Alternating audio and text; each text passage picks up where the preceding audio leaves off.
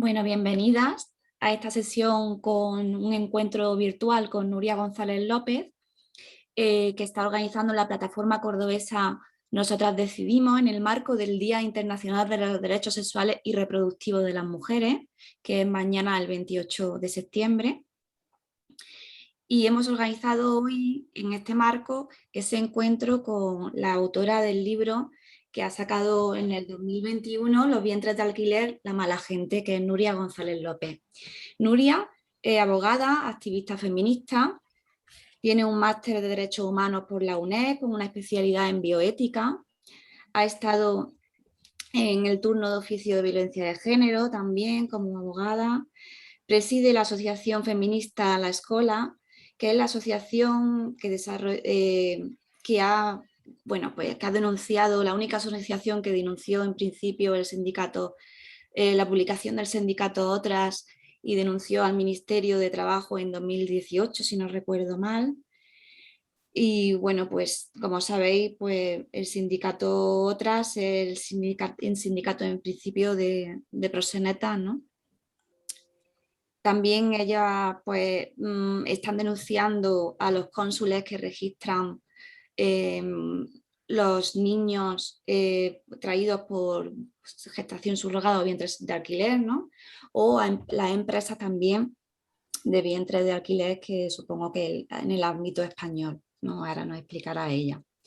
Pues bueno, yo no le quiero restar tampoco muchos minutos a la conversación con Nuria, que sin duda va a ser muy interesante. Solo agradecerle pues a ella que se haya prestado a estar hoy con nosotras para formarnos y para pues, debatir sobre este tema en el que tenemos que estar tan expectantes, tan atentas, ¿no? Y formarnos y saber bien por dónde se está, por dónde están viniendo, ¿no? Las reacciones, bueno, ante las mujeres. Perdonad porque tengo que estar admitiendo, que es un poco complicado admitir y hablar a la vez, me pongo nerviosa. Bueno, pues nada, muchas gracias, Nuria. Yo quería hacerte la primera pregunta, vamos a hacerlo dinámico, haciéndole preguntas a Nuria, ¿vale? Y simplemente quería ver si nos puedes introducir un poco de cómo, pues, qué te llevó a motivarte, a interesarte por este tema que es el de los vientres de alquiler, ¿no? ¿Cuál fue la primera motivación que te llevó a investigar ahí? Y finalmente también por escribir un libro sobre ello y todo tu activismo, ¿no? Que es muchísimo. Muchas gracias. Bueno, pues lo primero de todo, gracias a la plataforma Nosotras Decidimos por invitarme a estar virtualmente en Córdoba, pero poder alguna vez estar personalmente en Córdoba. Yo soy medio granaína, así que estamos bien cerca y estamos bien, somos casi vecinas. Entonces, muchísimas gracias por invitarme a estar aquí esta tarde con vosotras. Lo siguiente, la pregunta que me has hecho es un poco, pues, como pasan todas las cosas importantes en la vida, ¿no? Por casualidad. Yo me acerqué al tema de los vientres de alquiler porque estaba finalizando el máster en Derechos Humanos y dentro de los derechos humanos en la especialidad de bioética se habla de muchas cosas, pues, pues del derecho a la muerte o de los tratamientos médicos o de hasta dónde puede llegar la ciencia, ¿no? Para no desvirtualizar el ser humano en sí. Y una de las partes que se estudia en ese máster es los derechos, bueno, cómo influye, hasta dónde puede llegar la ciencia en lo que tiene que ver con la reproducción humana asistida, ¿no? Y dentro de la reproducción humana asistida se tocaba muy de soslayo el tema de los vientres de alquiler. Y entonces yo me quedé ahí un poco enganchada porque como se tocaba tan de soslayo, pero existía, empecé a leer textos pues, de mi querida y admirada Alicia Millares, o de Ángeles Álvarez o de Amelia Valcárcel, ¿no? Y ya vi que aquí había una cosa que estaba muy mal. Entonces, por ahí empecé a investigar y empecé a escribir el primer libro, que era Vientres de alquiler, y este segundo, que es Vientres de alquiler, la mala gente, ¿no? Y aprovecho para decir esto, sobre todo para empezar diciendo que los vientres de alquiler en ningún caso, nunca, jamás, nunca son una técnica de reproducción asistida. Los vientres de alquiler son un contrato que se firma entre dos partes con un intermediario. Una parte que es la que adquiere, ¿no? Que es la parte fuerte del contrato, que es la que tiene el dinero para pagar, que es la que impone las condiciones. una parte completamente vulnerable del contrato, que es la mujer, que es la madre, que está en unas condiciones totalmente de vulnerabilidad, que es un contrato que en cualquier otro ámbito no se permitiría, porque hay una tal disparidad en las condiciones de las partes que ya está viciado de entrada, ¿no? Porque no es totalmente leonino, y luego hay un intermediario que es el que se lleva el dinero, que son las empresas de los vientres de alquiler. El objeto del contrato es la entrega de un niño sano a quien paga en un plazo determinado, ¿vale? Entonces, eso es los vientres de alquiler, un contrato mercantil, si me apuráis, en el que se exige la entrega de un producto y en el que la mujer no es nada más que un medio de producción. En ningún caso es un medio de reproducción asistida, jamás. Las técnicas de reproducción asistida son lo que se practica a la mujer que va a prestarse como vientre de alquiler, una mujer completamente sana, a la que no le hace falta en absoluto ni hormonación, ni prácticas médicas, ni absolutamente nada, pero que se exige por contrato que se haga, puesto que está obligada a parir y gestar en un tiempo determinado, porque el vientre de alquiler no es aquello de tú te preñas y ya me darás el niño cuando lo tengas, no. Es un día o una hora cuando le vaya bien al que ha pagado, que puede perfectamente coincidir con las vacaciones, con cuando me vaya bien hacer el segundo pago o temas así de frívolos que llevan a esa mujer a tener que someterse a toda una serie de tratamientos médicos en los cuales algún día habrá que empezar a ahondar, por ejemplo, en cuál es el papel de los médicos, ¿no? Porque se saltan totalmente el juramento hipocrático y caen en una cosa que se llama el encarnecimiento terapéutico, que es que le aplican a una mujer sana tratamientos que no le hacen falta. No le hacen falta, porque además las mujeres que se prestan o que se buscan para hacer de vientres de alquiler siempre se les exige que hayan tenido hijos antes. Por lo tanto, tienen una eficacia probada, ¿no? Decía el anuncio, que son fértiles. Pero claro, para cumplir el contrato en un tiempo determinado, pues no se puede dejar a la naturaleza su curso, ¿no? Entonces, al final, los vientres de alquiler es eso. Un embrión ya fecundado se implanta en una mujer para que para el día y la hora que pone el contrato, ¿no? No sé si ha quedado claro la diferencia entre técnica de reproducción asistida y contrato mercantil, que es el vientre de alquiler. Perfectamente, ha quedado clarísimo. Te agradecemos un montón. Bueno, ahora abrimos el turno de palabra, ¿vale? Vamos levantando las manos. Aquí tenemos abajo en reacciones, creo que está, para quien no lo sepa, una manita que levanta la mano y así podemos ir pasando, ¿vale? Las preguntas. Veo a Sacri que levanta la mano. Sacri, ¿quieres preguntar? A ver, Nuria, quiero preguntarte, a ver, es que yo la duda que tengo es, en España es ilegal la práctica, ¿no? Pero entonces, ¿por qué se pueden anunciar las empresas? Porque tú entras en Internet, y no solamente en Internet, y encuentras un montón de anuncios de empresas que además te los venden como cuando los viajes a Cancún, en ofertas en pack. Tú entras ahí y en pack. Entonces, ¿qué se puede hacer para que esas empresas no se puedan anunciar de esa manera? ¿Hay algún mecanismo? No sé, ¿qué se podría hacer? Qué buena pregunta. Qué buena pregunta, porque yo también me lo pregunto y desde la escuela por eso pusimos una denuncia, porque nos parecía completamente insólito, y nos lo parece, ¿no? Que desde el Código Penal hay un artículo que pene estrictamente este tipo de prácticas. Además de la investigación que hice, no solo es que esté penada la práctica, es que además estas empresas, como obviamente en España es ilegal, no se dan de alta como agencias de vientres de alquiler, obvio, ¿no? Tú vas a los CIF de estas empresas que se anuncian en internet y que tienen los CIFs ahí colgados, y vas al registro mercantil y te das cuenta que están dadas de alta pues, como empresas de importación o exportación de coches, como inmobiliarias, como cualquier tipo de cosa que obvio no tiene nada que ver. Ni siquiera están dadas de alta como despachos de abogados, que podría ser lo suyo como asesoramiento, ¿no? No, entonces yo lo que me preguntaba y el equipo de la escuela se preguntaba era cómo puede ser que allá, aunque no sea por un tema penal de derechos humanos, que igual al Estado le importa un pito, como bien está demostrando, pero por lo menos que los pillen por fraude fiscal, porque toda esta gente factura un montón de dinero bajo unos conceptos mercantiles que no sabemos lo que son y además factura que da factura, ¿no? Entonces, ¿en concepto de qué está facturando esta gente, no? ¿Por qué sigue permitiéndose? No tengo la menor idea, porque yo desde el 2020 que pusimos la denuncia no hemos vuelto a saber nada de este asunto. La única respuesta que te puedo dar es que no hay ningún tipo de voluntad política de parar este tipo de práctica. No la hay, no existe. Porque mientras, por un lado, los partidos políticos, algunos, ¿no?, hacen un discurso completamente abolicionista de los vientres de alquiler, incluso sale, ¿no?, el término vientres de alquiler y explotación reproductiva, sale en el discurso de investidura y hay una musiquita ahí que dice, ah, mira qué guay, no sé qué, con la otra mano no están haciendo absolutamente nada. Entonces, la única cosa que yo puedo llegar a entender es que como la opinión pública, gracias al activismo feminista, eso podéis tenerlo absolutamente claro, no está a favor del vientre de alquiler, porque nadie que tenga o sea, que tenga un mínimo de decencia humana está de acuerdo en que la gente sea objeto de contrato, se compre, se vende, se regale como si fueran perrillos, ¿no? Entonces, como la opinión pública ya sabe mucho, porque nosotros nos estamos encargando de que la gente sepa, lo que están intentando hacer puede ser es que cada vez haya más críos, ¿no? Y como cada vez hay más críos, al final la gente acaba conociendo a alguien que ha hecho esto. Y cuando la gente conoce a alguien que ha hecho esto, dice, ay, pues si fulanita y menganita yo los conozco, si no son mala gente, si no son malas personas, ¿cómo va a ser esto malo, ¿no? Y entonces al final se acaba normalizando socialmente una situación que, si bien por la política los discursos son claros y no se puede normalizar porque la opinión pública no está a favor, cuando tú ya vas conociendo a gente y cada vez hay más, pues al final lo que hacemos es normalizar el asunto. Entonces yo creo que la cosa va por ahí.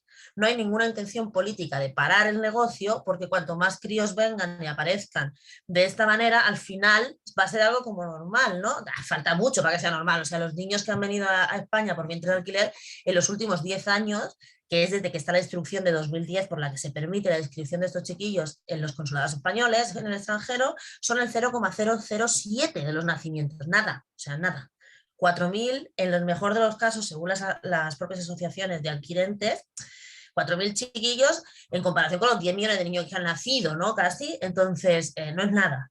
Pero no es nada, pero ahí va viendo. Entonces cada vez hay más, cada vez conocemos a gente tal, la prensa también hace su trabajo, se va normalizando, y entonces yo creo que esta es la razón, ¿no? Porque penalmente podrían cerrar las empresas mañana, porque ellas no engañan con lo que hacen, o sea, engañan en el registro mercantil, pero tú perfectamente sabes lo que están anunciando y el negocio en el que se está montando, ¿no? Entonces no hay voluntad política ninguna de pararle los pies a esta gente.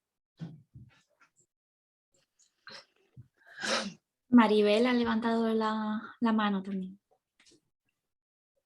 Sí, hola a todas. Hola, ¿Se me Maribel. oye? ¿Se me oye? Sí. Bueno, yo tengo varias preguntas para Nuria, son demasiadas, a ver si no me enrollo mucho. No, hombre, no, Para empezar, gracias por tu labor y porque lo que haces es muy valiente y difícil. Yo no soy jurista, pero me causa mucha curiosidad el tema técnico. O sea, ¿Ah? la cuestión de las denuncias, bien a los cónsules, bien a las empresas que lo hacen o a fulanito que sabes que lo ha hecho.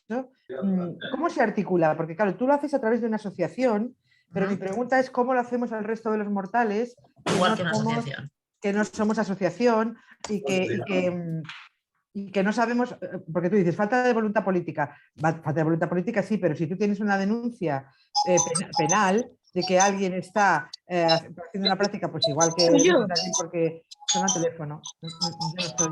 Vale. Sí, ¿Cómo se articula esa denuncia y cómo se puede atacar que no sea por la vía de la desidia política? O sea, ¿cómo se puede atacar, digamos, penalmente? Y dos, la pregunta es, ¿cómo va el tema registral? O sea, tú has explicado muchas veces que se podría cambiar perfectamente la norma registral, que no es una ley por la cual se permite la entrada en registro de los niños, de los productos comprados, y que no hay voluntad política para cambiar eso. Pero como de facto eso supone incurrir en un delito, ¿por qué no se denuncia a la propia institución que ha permitido? O sea, ¿cómo se puede hacer para denunciar a la institución que ha permitido que una norma pequeña permita cometer un delito más grande, que está impedido por una ley? Claro, es un fraude de ley.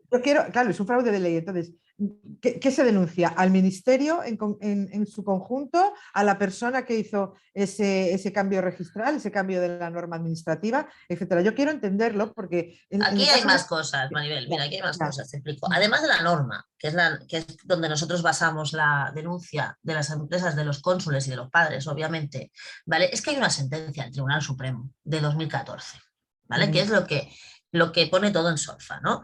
Entonces, la sentencia del Tribunal Supremo del 2014, empiezo por el final y luego voy al principio, que es más fácil.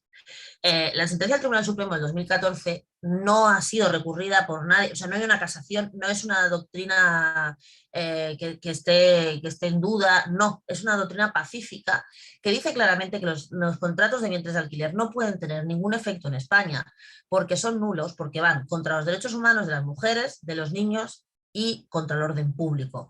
Precisamente porque incurren lo que dice el Código Penal, que es que alteran la filiación de los críos de manera artificial y encima da igual si es previo pago o no, y además es que el artículo 221 es muy curioso porque es de los pocos artículos del Código Penal que pena la acción tanto si pasa en España como en el extranjero. Mejor, Entonces eso es y a esas sentencias a las que nosotros nos agarramos desde la escuela para poner la denuncia contra los cónsules, subsidiariamente contra el Estado, obviamente, contra las agencias y contra quien pudiera haber inscrito eso. ¿Qué ha pasado? Y ahora me voy a la primera pregunta, la pregunta técnica. ¿Cómo puede poner alguien una denuncia? Igual que una asociación. Nosotros lo que ponemos es una denuncia ante la Fiscalía, como que tenemos conocimiento de unos hechos penales y que la Fiscalía tiene que investigar. Porque en realidad, Maribel, en este caso, ningún particular, ninguno, tiene la capacidad técnica para recabar pruebas de un supuesto delito que tiene hasta avisos internacionales de cuentas, de traspasos, de que unas cosas se hacen aquí y otras cosas se hacen fuera. La única institución en este país que tiene la capacidad técnica y económica para llevar a cabo una investigación de este tipo y tener evidencias de que eso es así es el Estado. Y dentro del Estado, quien tiene que hacer esa investigación como conocedora de un hecho posiblemente delictivo, que es lo que tú como particular, yo, una asociación o cualquiera de nosotras puede poner en conocimiento, es la Fiscalía. Claro, pero la Fiscalía se tiene que mover. Pero los periodistas y los detectives no pueden obrar por su cuenta. Los periodistas y los detectives pueden hacer igual que hemos hecho nosotros, después de hacer una investigación, ponerlo en conocimiento de la Fiscalía. ¿Por qué no lo hacen? Ya no lo sé. Esa es otra de las preguntas que yo también me hago después de haber investigado durante 4 años, ¿no? Que oye, que hay toda la información que yo saco publicada ya está publicada de antes. O sea, excepto concretas excepciones de una investigación personal dentro de una agencia y demás, pero mucha de la información que yo saco es pública. ¿Por qué los periodistas no lo han sacado antes? Pues no lo sé, habría que preguntarles a ellos, pero nosotras como ciudadanas lo que podemos hacer, a coste cero también, porque nosotras no tenemos un lobby detrás que nos esté sufragando los gastos y mucho menos los gastos jurídicos, es poner en conocimiento de la institución que le toca, que en este caso es la Fiscalía, que es quien representa al pueblo teóricamente en la justicia española, un hecho delictivo, que es que se están inscribiendo críos mediante vientres de alquiler en nuestro país a razón de una instrucción que era del 2010, después de que en el 2014 el Tribunal Supremo dijera que eso no podía ser, ¿no? ¿La Fiscalía qué ha hecho? Absolutamente nada. Nos mandó un papel diciendo que nosotros mandamos a la Fiscalía General del Estado, nos mandó una carta diciendo que esto lo tenía la Audiencia Nacional y que se lo pasaba a la Audiencia Nacional y jamás nunca se supo. ¿Por qué lo tiene la Audiencia Nacional? Pues porque en el 2020 la Fiscalía ucraniana, ¿vale?, instó a la Fiscalía Española a que le pasara todos los datos y todos los nombres y apellidos y demás de todos los españoles que habían ido a contratar un vientre de alquiler en Biotexcom. Porque Biotexcom, que es la empresa donde más gente va, porque es la más barata y donde más españoles van a por un chiquillo, está acusada, entre otras lindezas, de tráfico de personas, falsedad documental, tráfico de tejidos, de todas las mandadas que quieren, ¿no? Pero ha tenido que ser la Fiscalía ucraniana la que instara a la Fiscalía Española que le diera datos de esa gente. No sabemos nada de si la Fiscalía Española ha dado esos datos a la Fiscalía ucraniana, pero tiene tela que la Fiscalía ucraniana, que Ucrania no es precisamente un país que se deslinde por el respeto a los derechos humanos en general, ¿no?, tenga que instar a la Fiscalía Española que mueva ficha, ¿no? En ese estamos ahí. O sea, estamos ahí. El problema es, pues lo que digo, ¿no?, que hay mucho discurso de cara a la galería que sí, que todo está mal y que no se puede permitir, pero a la hora de la hora, quien tiene que hacer algo, pues no hace nada, pero ni siquiera a instancia. O sea, nos gustaría saber por qué hace 2 años casi que la Fiscalía no hace nada. Porque yo estoy segura de que si tú debes mañana una multa, antes de 6 meses te la han encontrado hasta el carnet de identidad para pagarla. Entonces, ¿cómo puede ser que este tipo de negocios que están a la vista de cualquiera y que son flagrantemente ilegales, pues nadie haga nada, ¿no? Esta es la cosa. Entonces, si tú me preguntas qué puedes hacer tú como persona para hacer esto, pues puedes coger la misma denuncia, ir a la Fiscalía, hacer un escrito y presentarlo. Porque otra cosa es que tú quieras ser parte, de la demanda, ¿no? O sea, hay querellas y denuncias. La denuncia es cuando alguien conoce de un hecho delictivo y lo pone en conocimiento de las autoridades, y la querella es cuando conoces de un hecho delictivo y además eres parte de la querella. Para ser parte ya tienes que aportar pruebas, ya tienes que aportar todo, y además tienes que estar en ese proceso, ¿no? Todo el mundo, obviamente, no tiene los medios económicos, ni mucho menos, para formar parte de un proceso así, y menos llevar a cabo una investigación. La única que puede llevar una investigación de esto y que llegue que lleve a buen puerto es la Fiscalía General del Estado, porque es la que tiene la policía para poder intervenir cuentas, para poder intervenir ordenadores, para poder intervenir comunicaciones, si no es imposible. ¿Y no hay ninguna mujer que pueda presentar querella? ¿Ninguna mujer víctima que pueda presentar En querella? España no creo, porque yo creo que si alguna mujer que dice en España que ha sido mujer gestante, va para adelante ella también. Ya. ¿Me explico?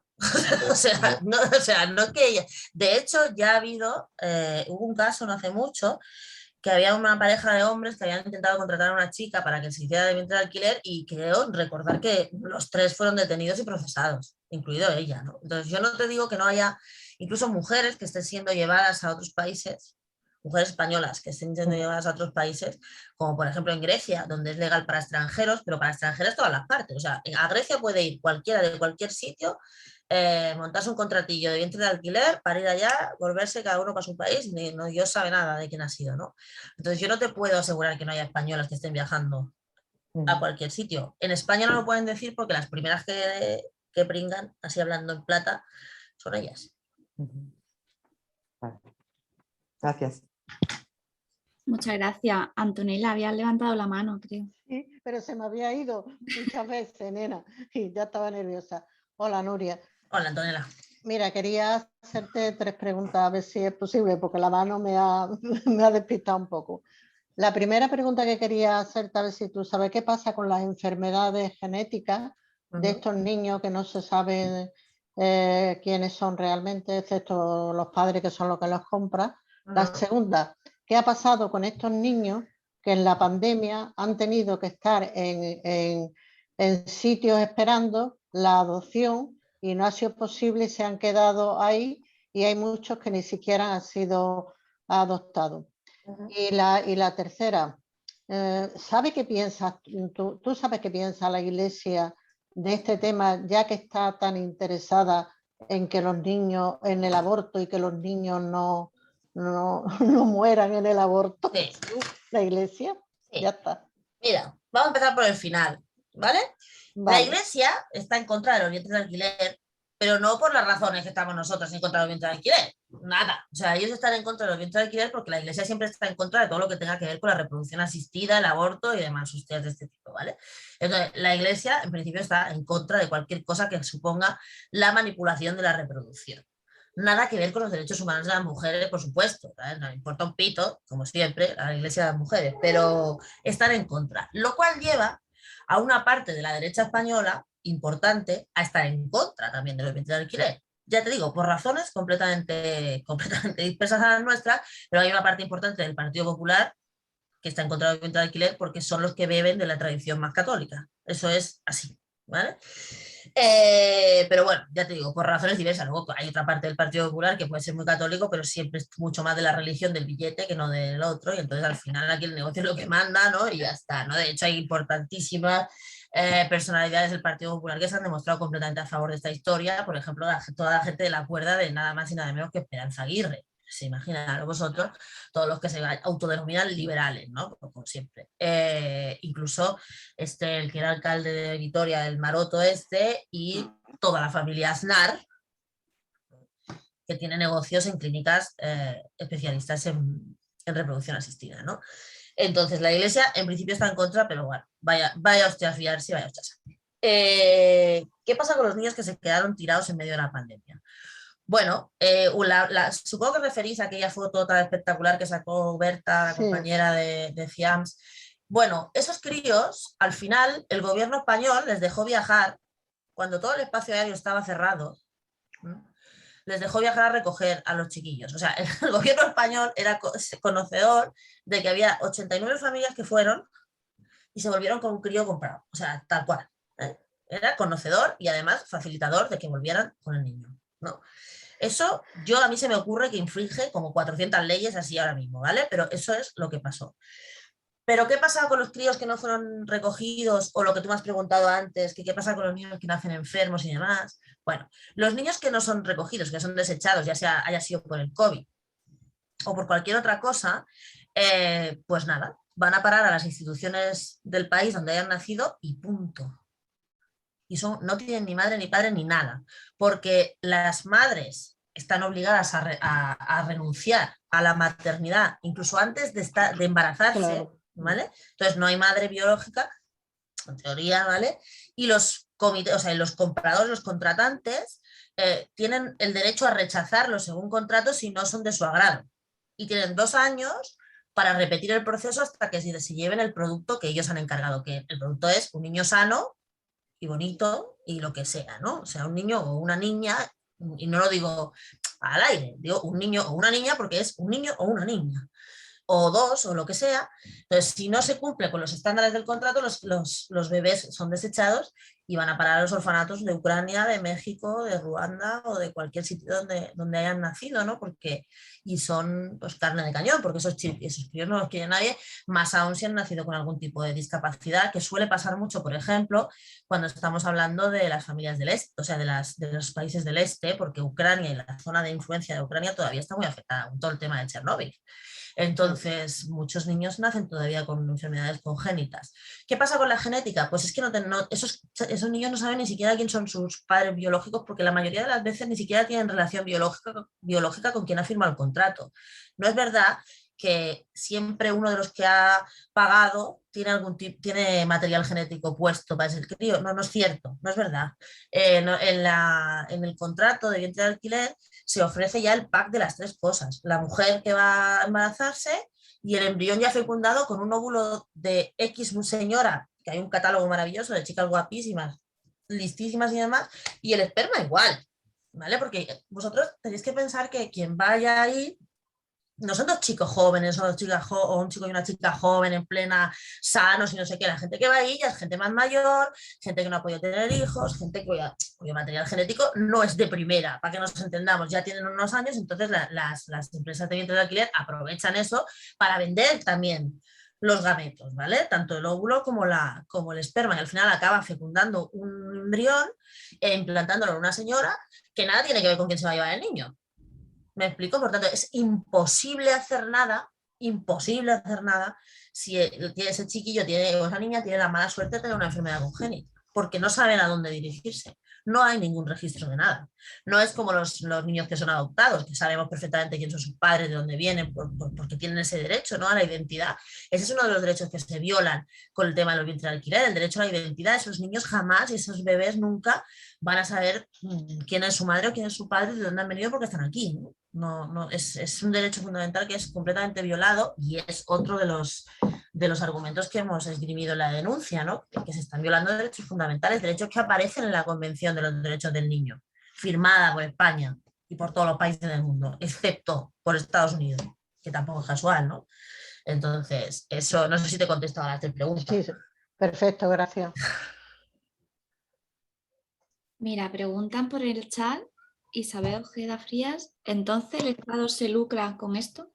No, ni siquiera, o sea, es que ahí está la cosa, ni siquiera se está lucrando con esto, porque, o sea, se está lucrando, pero en teoría fraudulentamente, porque se estará lucrando lo que facturan unas empresas por unos negocios jurídicos que no son reales. ¿Está el Estado recaudando impuestos de las empresas que se anuncian como vientres de alquiler?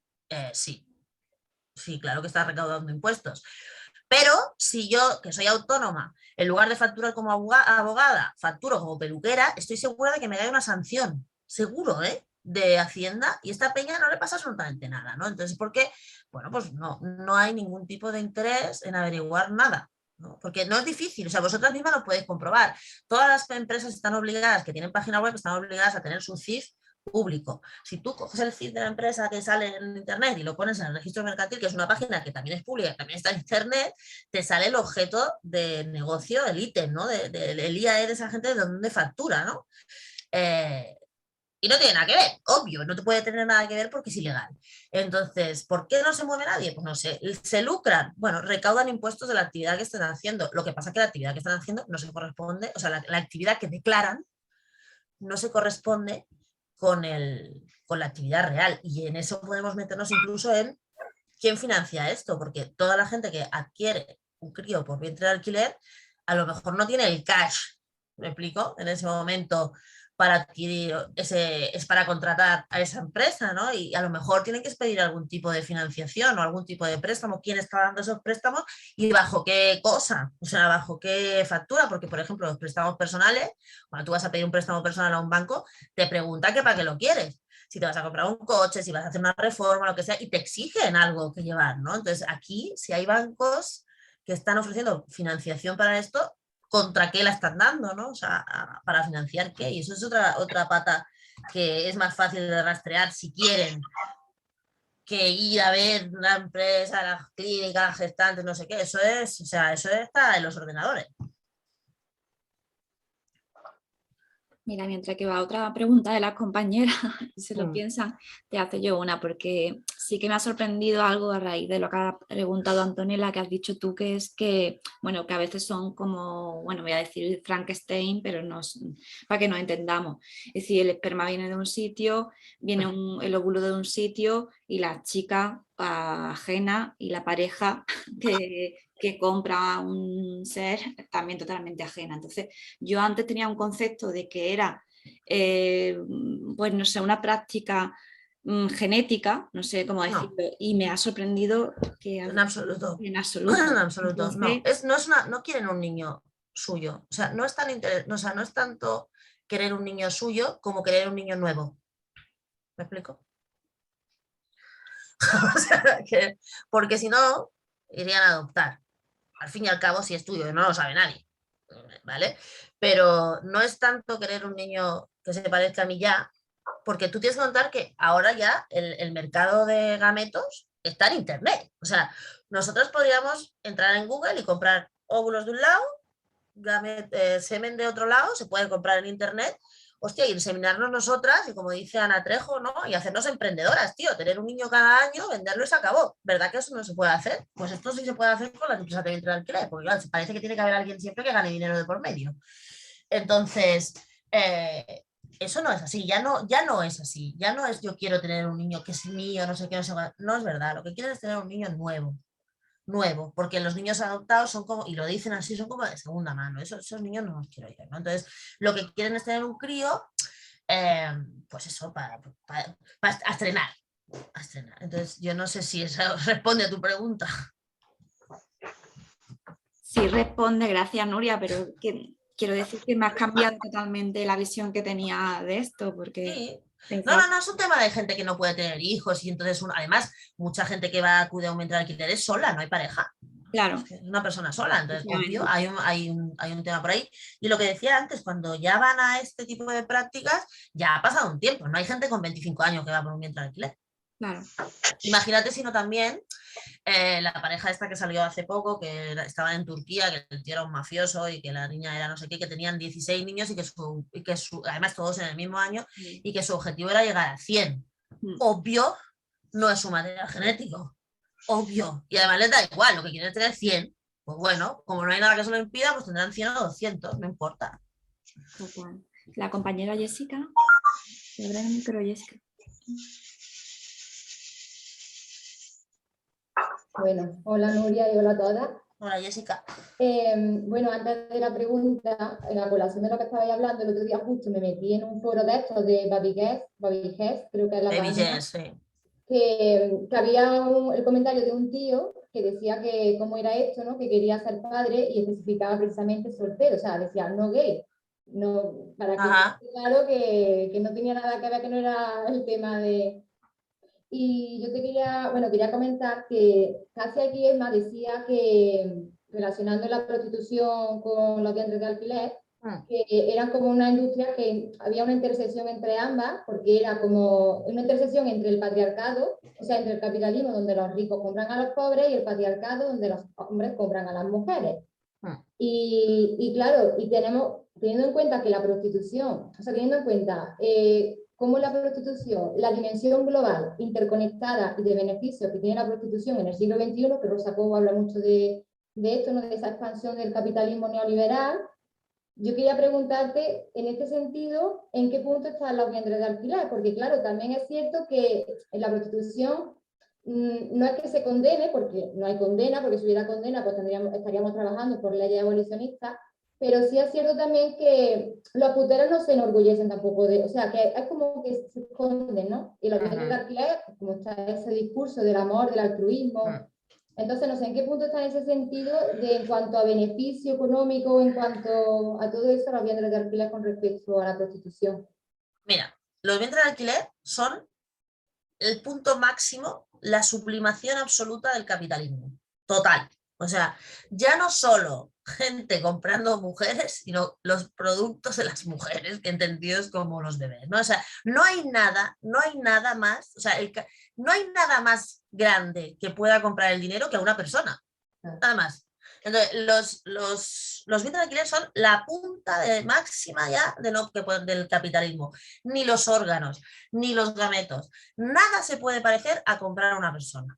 Entonces, incluso por encima de la prostitución, porque además en la prostitución, donde obvio no existe la libertad de elección, ni hostia seminal, todo eso es un rollo neoliberal del copón, pero aún estamos hablando de una persona que aunque esté en una situación de coacción, trata, no sé qué, bueno, da igual, ninguna mujer tiene que ser prostituida, pero estamos hablando de una persona adulta que al menos sabe lo que le está pasando. En este caso estamos hablando ya de traer personas al mundo por encargo y con unas determinadas características físicas para ser objeto del contrato.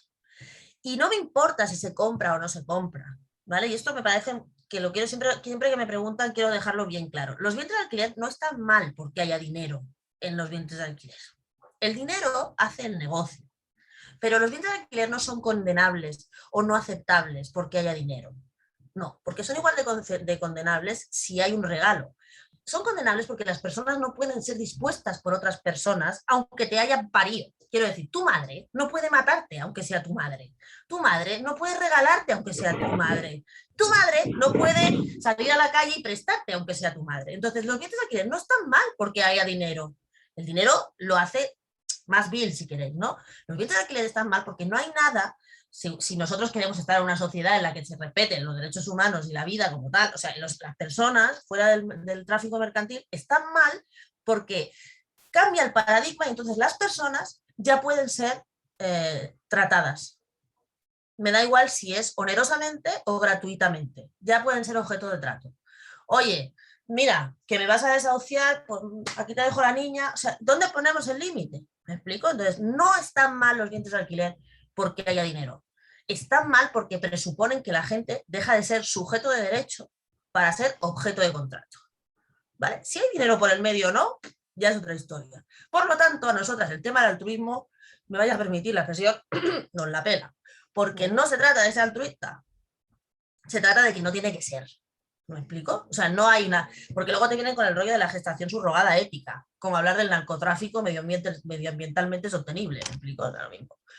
Pero al final, nosotros tenemos que tener bien claro cuál es el porqué de nosotras no aceptar los vientres de alquiler. ¿Es porque se paga? No, es porque se pague, oiga, es porque deshumanizan lo más humano que hay en el mundo, que es la maternidad, y convierten a las madres en propietarias y a los hijos, en lugar de hijos, en propiedades. Entonces yo para poder regalar a mi hijo, no tiene que ser mi hijo, ni yo tengo que ser su madre. Yo tengo que ser la propietaria de mi bien de consumo, que es el niño. ¿Me explico?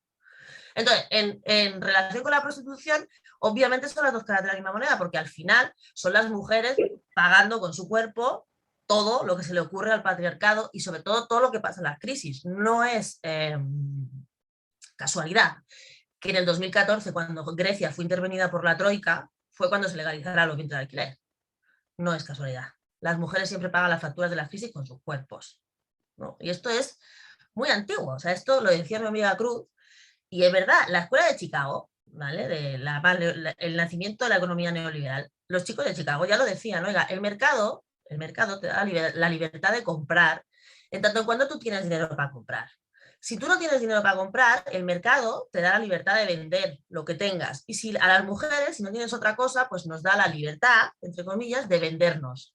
Y en el tema de los vientres de alquiler ya es de vender nuestros hijos, ¿no? Esa es la libertad que hay detrás de los vientres de alquiler, ¿no? Vendernos a nosotras mismas o nuestros hijos. Entonces, cuando hablen de altruismo, libertad, amor, pues le podéis contestar esto, ¿no? Que aquí no se trata ni de amor, ni de libertad, ni de nada, se trata de derechos humanos y de paradigma social. Yo no tengo ningún problema en discutir en estos términos con quien sea, pero en estos términos, ¿vale? A mí me viene alguien y me dice, no, vamos a hablar de vientre de alquiler, vamos a hablar de vientre de alquiler, pero vamos a hablar de lo que es que tú me estás explicando a mí que yo puedo parir cosas. Pero es lo que os decía antes, o sea, yo, pues lo que dice Ana, ¿no? Pues yo me voy al mercado me insemino, me insemino un embrión y cada año vendo uno. Y vivo. Eso no lo puedo hacer. Entonces es lo mismo, ¿no? O sea, no se trata de eso. Claro, pero te quería decir también que en la prostitución lo que yo me refería es que en la prostitución estamos viendo esa industria global. ¿Tú crees que se está viendo también con los vientres de alquiler? Hombre, claro. No, digo claro. en el análisis, o todavía tiene que llegar algo, porque muchas veces decimos, ¿no? Cuando lo hablamos, como no estemos atentas con el tema de los vientres de alquiler, la que se nos va a venir encima, porque con la prostitución lo estamos viendo, que ya...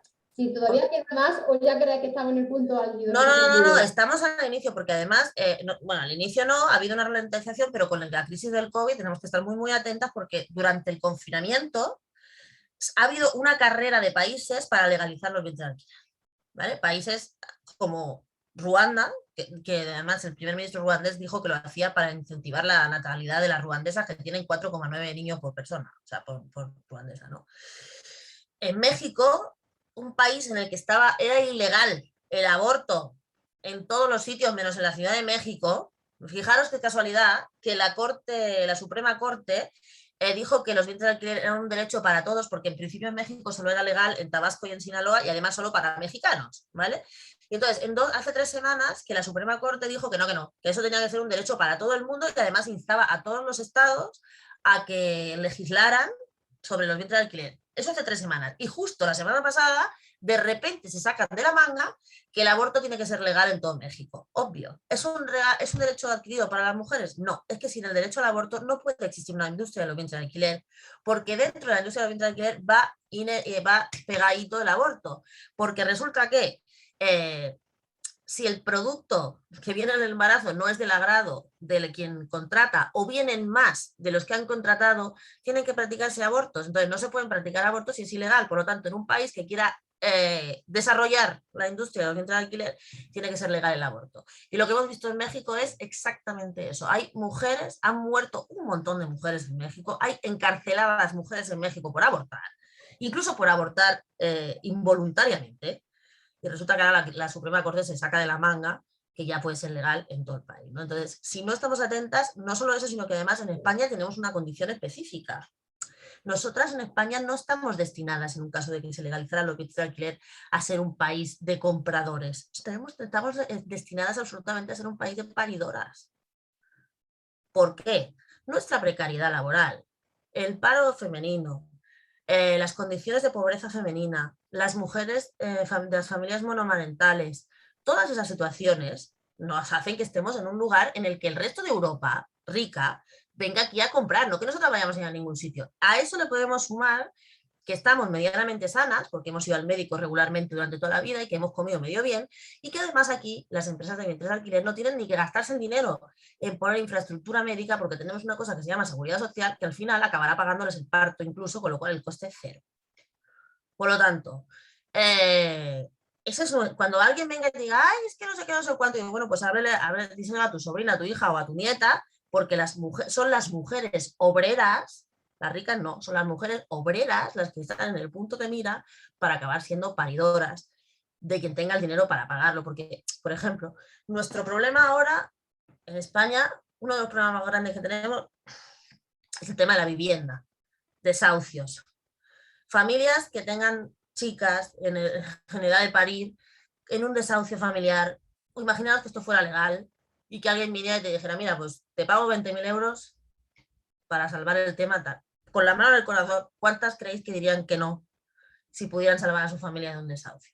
Pues no, pues todas dirían que sí. Y entonces, si nosotros vamos a encarrilar el futuro del país por ese camino, en lugar de encarrilar un país en el que la sociedad exija al Estado que cumpla con sus compromisos del estado del bienestar, en vivienda, trabajo, en todo, pues estamos perdidas, nos convertiremos en Estados Unidos o en Canadá, donde no se garantiza nada y donde una enfermedad puede dar la ruina de toda la familia.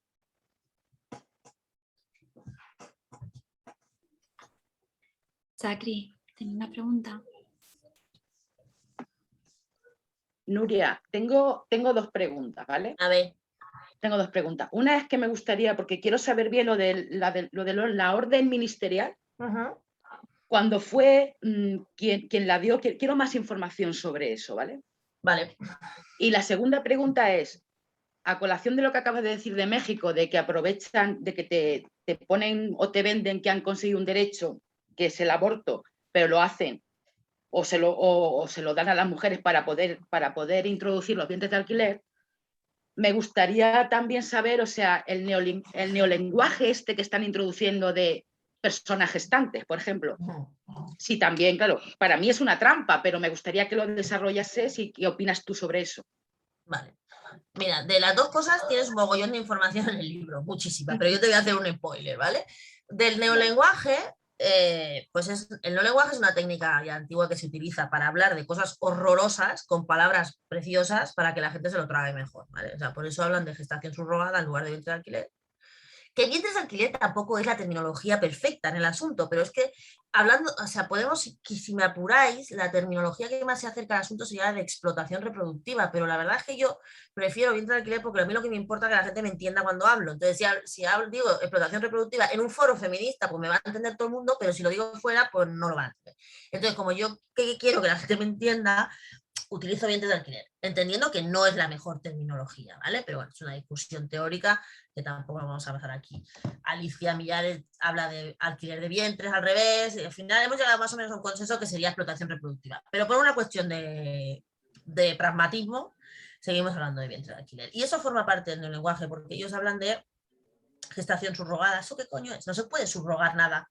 O sea, es como subcontratar, no puedes subcontratar a nadie que haga una función vital por ti, no se puede subcontratar el dormir, no se puede subcontratar el comer, no se puede subcontratar el mear ni el cagar, no se puede, porque son funciones que hace tu cuerpo, entonces no se puede subcontratar un embarazo porque es una función que hace tu cuerpo, entonces no te quitas la barriga, la pones aquí y dices, mira, voy a embarazarme aquí, ¿no? Un rato, o sea, no, esto no es así, ¿no? O me gusta mucho cuando hablan de no, alquilamos la capacidad de gestar. Bueno, ¿eso qué es? O sea, es alquilar la capacidad de gestar sin un crío que nazca es como si me alquilas la capacidad de volar. Si no vuelo, nada, no es nada. O sea, ¿no? Entonces, ese tipo de cosas, porque además hoy he visto lo de alquilar la capacidad de gestar en un foro supuestamente feminista. Entonces ha apagado corriendo el teléfono y digo, me da otra cosa, porque si no, paso.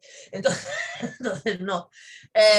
No. Entonces, toda esta terminología, o sea, madre no lo dicen, persona gestante. Es muy importante que veáis que jamás se utiliza la palabra madre, porque madre no existe. Estos niños son como si no hubieran nacido en una maceta. Lo interesante es que no haya madre, porque no haya vinculación, porque entonces los padres son los que aparecen en los papeles. Nuestros niños no tienen madres. Hablan incluso ya el remate del remate, además super cursi, cuando escuchas a alguno de estos que te hablan de seres de luz. Bueno, nosotros no somos seres de luz, nosotros somos mujeres, pero te hablan así como diciendo, ay, qué mono y tal, para encuadrarlo en el cursilerío este del altruismo, del amor, la familia, no sé qué. No, todo eso son paparruchas. Eso es una técnica, ya te digo, muy antigua que se utiliza para que la gente trague con cosas que, si las llamas por su nombre, pues la verdad es que no tragaría. Pues hablamos de explotación reproductiva, de tráfico de personas, de venta de bebés, pues no es lo mismo que hablar de madre sustituta, bueno, pues persona gestante y demás, ¿no? No es lo mismo. Eso es el neolenguaje. Y el tema de la instrucción tiene padre. La instrucción tiene padre y apellido. Vamos. La instrucción se la ocurre a Pedro Cerolo con Zapatero en el 2010. ¿Vale? Ese es el que se la ocurre. Y no lo sabemos por casualidad, lo sabemos porque cuando se murió, pobre hombre, una cantidad importante de tíos y tías, pero sobre todo de tíos, que habían adquirido bebés por vientres de alquiler, hacen cartas públicas agradeciéndole su labor y explican claramente que fue él quien se curró la instrucción de los vientres de alquiler. ¿Vale? Él, con María Ángeles Alcalá, que era la directora general de Registro y Notariado, con un tal Iván Alcaraz, que era el segundo de esta tía, y con un tío que hoy está en el gobierno de alto comisionado, que es Francisco Polo. Este tío, este señor, que nadie sabe muy bien lo que hace, pero que ahí anda, se jacta de haber iniciado toda esta historia con una petición en change.org, de la cual él era director en change.org en el 2010, en el que una pareja de hombres adquirieron una cría en California y a través de la petición esta de change.org presionan al entonces ministro Camaño con 6.000 firmas, y lo dice él en una entrevista que le hacen muy interesante, añosa, que dice que con 6.000 firmas y 2 semanas consiguieron la instrucción. Lo dice así, tal cual. Ahí está en el libro, lo tenéis todo. Pero esos son los nombres y apellidos de esta gente, ¿no? Y luego hay un montón de gente que viene después y no la quita. O sea, quiero decir, estos son los que la hacen, pero luego los que la promocionan, o sea, los que no la quitan. Y luego hay un punto de inflexión en 2018, o sea, hace media hora, que es muy importante tener en cuenta, que es que desde la Fundación Fides y desde la Fundación Garrigas se hacen unas jornadas, unas mesas redondas y demás, que concluyen en un documento en el que se le solicita al Estado que se modifique la ley del registro civil para que los niños que son de vientres de alquiler no solo se puedan inscribir en el extranjero, sino que también se puedan inscribir en España. ¿Vale? Esa instrucción la firma, por supuesto, Antonio Garrigues Walker, que es el superabogado, toda la gente que os he dicho antes, pero la firma en segundo lugar, que a mí la verdad es que una de las cosas que me ha sorprendido de la investigación, una tía que yo tenía por feminista, que es María Teresa Fernández de la Vega, y la firma. ¿Vale? Que no es un penor porque hoy es la presidenta del Consejo de Estado.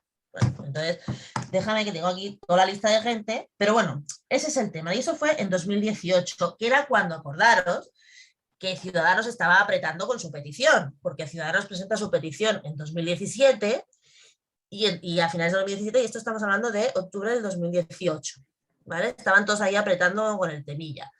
Lo que pasa que, bueno, que luego pues no Ciudadanos viene cuando hay las segundas elecciones, se suicidan, en fin, toda esta historia al final no acaba de salir, pero esa lista de personas que firma eso en 2018 es muy variada, hay de todos lados, por supuesto hay personas del Partido Popular, hay personas del Partido Socialista de mucho renombre y hay un montón de su no padre, claro. Pero esa es la gente, o sea, hay nombres y apellidos de toda esa gente y están ahí, quiero decir, no han desaparecido, están ahí, Entonces esa es la gente que más o menos tiene la culpa de lo que pasa. Y luego, pues todas las fiscales generales del Estado que han pasado por aquí no han hecho nada. O sea, claro, por acción o por omisión, uno es responsable de lo que pasa. Nuria, si te parece, mira, hay una pregunta por el chat y otra de que hacemos esa y ya cerramos, ¿vale? Vale. Para que no tarde tu tiempo. Sí. Espérate, Ketty, un momentito, le voy a leer que estaba antes la pregunta del chat, ¿vale? Que creo que además se complementa con la de Sacri, la inscripción en el registro civil, ¿cómo se hace si no le piden documentación? Esa es mía, perdona. Que perdona, vale, gracias. Como no se leía, he levantado la mano, quito ya la mano, ya. No, pues entonces te explicas tú mejor. Sí, exacto, explícate, Ketty.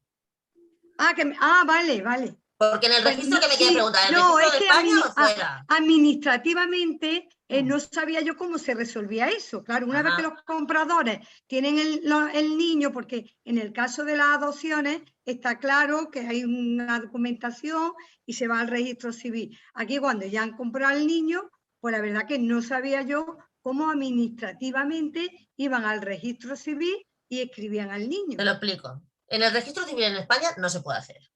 Imposible. Solo se puede registrar en los consulados de España en el extranjero, donde esta práctica es legal. ¿Por qué? Porque lo que se inscribe es un papel oficial de ese país que dice que el niño ese es tuyo, pero en el papel no pone cómo es tuyo, ¿vale? Pero en virtud del convenio de la Haya de reconocimiento de documentos oficiales, todos los países que están en ese convenio se reconocen oficialmente los documentos oficiales. Por ejemplo, si un español se muere, yo qué sé, en Alemania, pues van a inscribir el certificado de defunción al consulado, pero nadie va a ir a certificar que hay un muerto. Como hay un certificado de defunción oficial, se tiene por cierto de que hay una defunción y se inscribe esa defunción. Cuando tú vas a inscribir un chiquillo de estos, lo que llevas es el papel adquirido de la manera que sea, por sentencia, por contrato, lo que sea. Al final tú tienes el registro de ese país que da como resultado que el niño que tú vas a inscribir supuestamente es tuyo, pero en el papel no pone de qué manera es tuyo. Y como lo que se inscribe es un documento oficial, pues no hay más preguntas, como dirían los jueces, ¿sabes? No hace más preguntas. No sé si me he explicado. Por eso en España no se puede inscribir, porque tú en España no puedes, en el registro del territorio nacional, no puedes inscribir a un niño con un papel que haya nacido en el extranjero. Lo tienes que inscribir donde haya nacido. Aquí tienes que venir con el certificado de nacimiento. Bien.